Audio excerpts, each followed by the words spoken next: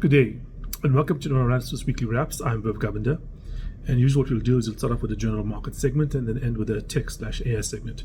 This week's tech/AI segment is going to be a bit larger than normal because it's been an incredible week.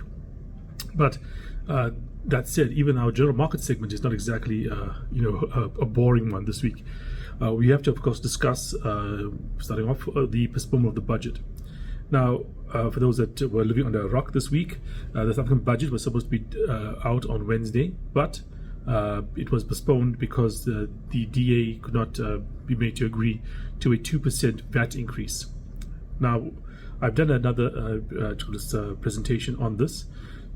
You can look at it on the YouTube channel, but I'll just give you a brief rundown of what happened. South Africa's budget deficit is about total debt is about 76-77% of GDP. Once you get above 75% of GDP, people start worrying about the sustainability of that debt. So you have a couple of ways to get out of this. Firstly, you can spend less, or you can basically get more revenue coming in. The big spending in South Africa is civil servant wages and interest payments on debt and welfare payments. These things can't be changed politically or functionally with regards to, for instance, the interest payment. So you have to then get more money. Where do you get money from? There's only a couple of places you can get money from in the country as a government. One is basically, or significant amounts of money rather, income tax, corporation tax, VAT. Income tax pretty much tapped out. The maximum tax rate in the country is 45%. Once you get close to about 50%, people start acting weirdly because they start seeing that every round they earn, about half of it goes away, and that's not something that most countries can accept, especially in countries like South Africa, where there's such little provision of services for upper income earners. Then you have company tax. Company tax in South Africa, about 1,000 or so companies in the country contribute the majority of the the company tax in the country. Very vulnerable to that, and also very vulnerable to economic conditions. If there's no profits for these companies, irrespective of how much revenue they have, irrespective of how big they are, they don't pay much in terms of corporate taxes. Then that leaves VAT. And so VAT is the one thing that the government has still in its pocket that it can go out and actually raise revenue on. And also our VAT rate is not significantly out of step. It was the increased VAT rate, the proposed increased VAT rate of 17% is not significantly out of step with much of the world. In the OECD countries, that's pretty much where money in the countries are. In fact, some of them are even higher. In some of the Scandinavian countries, it goes up to 25%. And even among countries in Africa, 15 to 16% is acceptable, and so 17 is not exactly out of range there as well. So that's why we had the VAT increase or proposed. The problem with VAT is it's regressive. It attacks or it hurts the poorer part of the population more.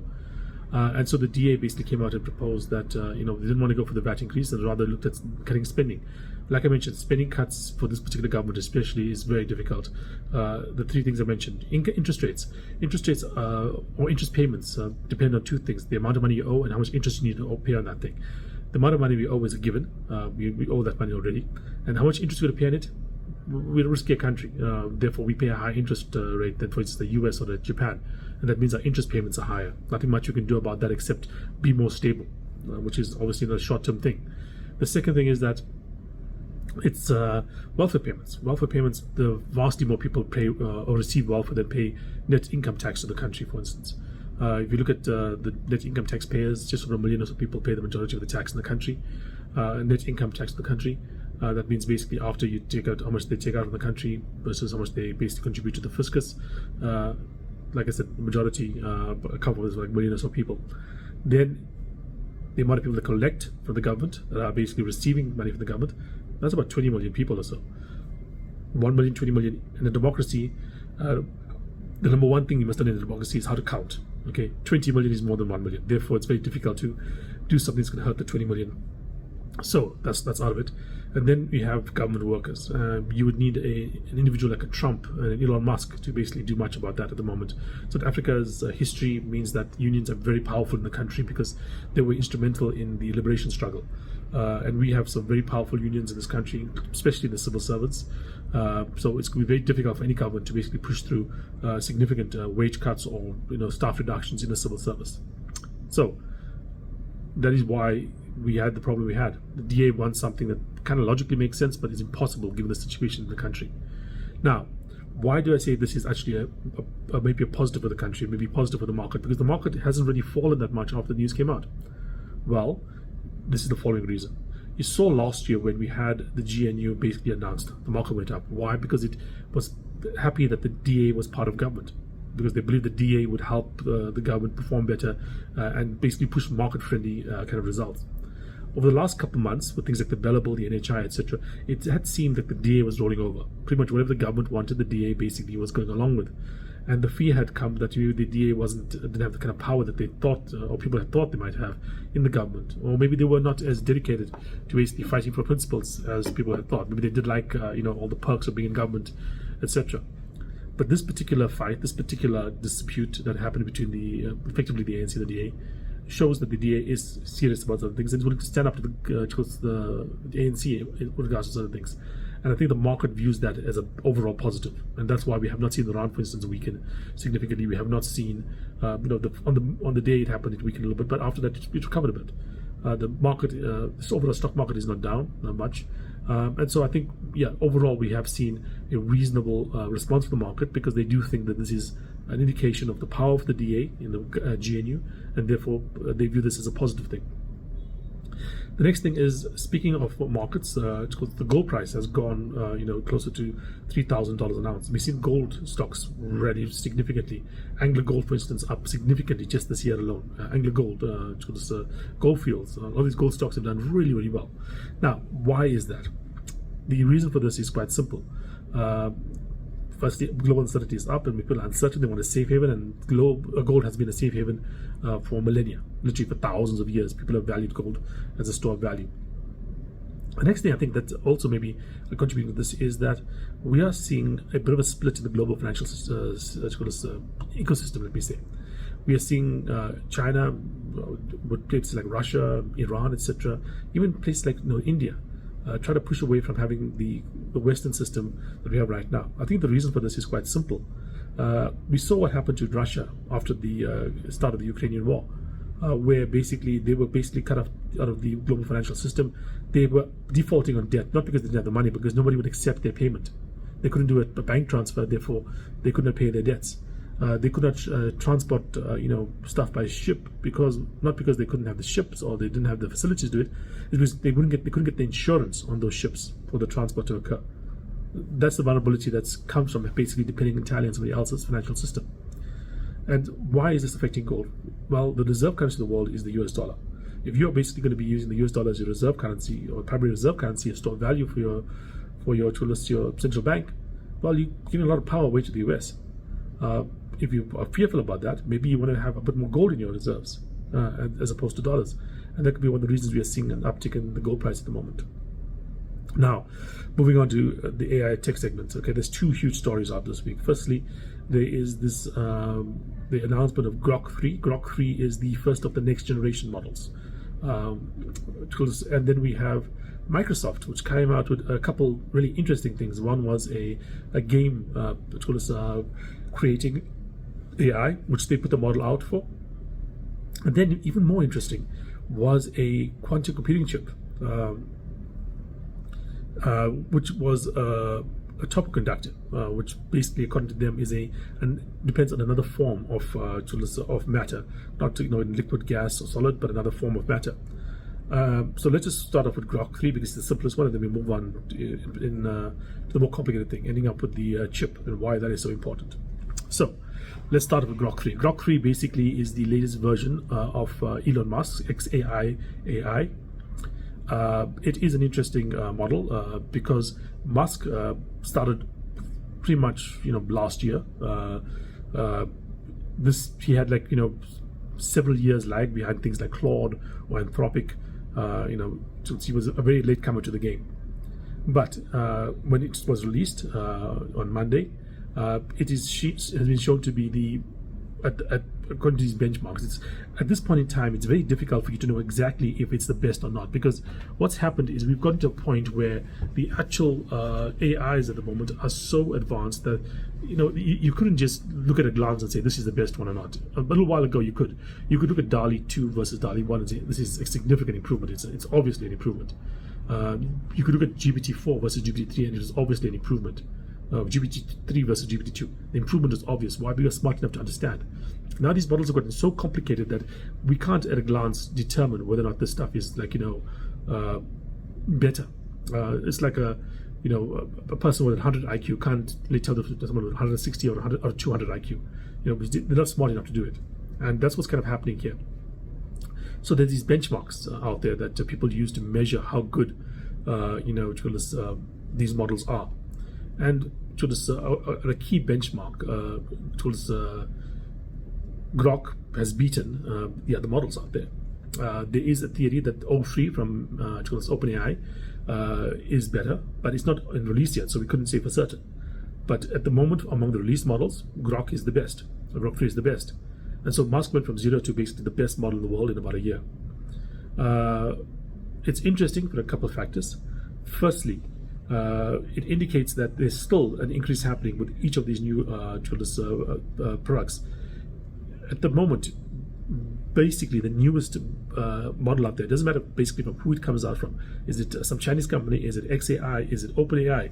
Doesn't really matter. It has a fair shot of being number 1 and number 2 in terms of the leaderboard or is the best model. Okay, and the models that are maybe even 2 or 3 months old are almost outdated. This shows that the speed of innovation in the sector is dramatic. Next, with Grok3, one of the things that we are starting to see here is these reasoning models becoming more and more widespread.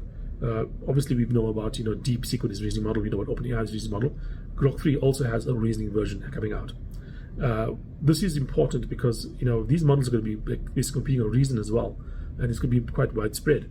The costs go up dramatically, and where the costs go towards, a lot of it goes towards chips, and that's going to be good for NVIDIA, because what's going to be happening is over the next year or two, we're going to switch away from training more towards usage of these models.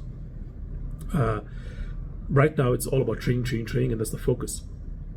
But you can't just build something; you have to use it as well. And I think you can't spend more money on building than on using.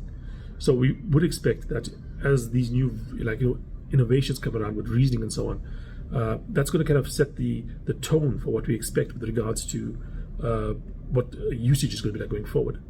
And the newer models, seem to spend a lot more power on actually using than the older models do. The reason is quite simple. It's because the newer models have these reasoning things. The reasoning, what it does is it basically kind of recursively goes through this thing, kind of thinks through the problem first before setting stuff out. Before, it's used to just basically give out the answer immediately. Put a question in, give the first answer that comes to mind. Now it basically reasons through the answer before putting the answer out. And that reasoning requires more power, and that's why it's more expensive. And that is what's happening with regards to the newest models, Grok3, which was DeepSeek, etc. And I think that is meaning that probably the chip makers are going to have a pretty good year going ahead, at least unless some new innovation comes out that's going to significantly reduce costs, even beyond what we've seen with things like DeepSeek. DeepSeek did reduce costs, but even with those reduced costs, the new modality, new form factor of these particular models means that demand for computing infrastructure goes up. And then finally, what it also means is that if Elon Musk can get from basically where he was to where he is right now, maybe there are some genius inventions here, but a lot of it is just down to scale, just down to putting the most computing chips down, the most amount of money. And it means that the whole idea of the big guys still are the only guys that can play in this field is still true.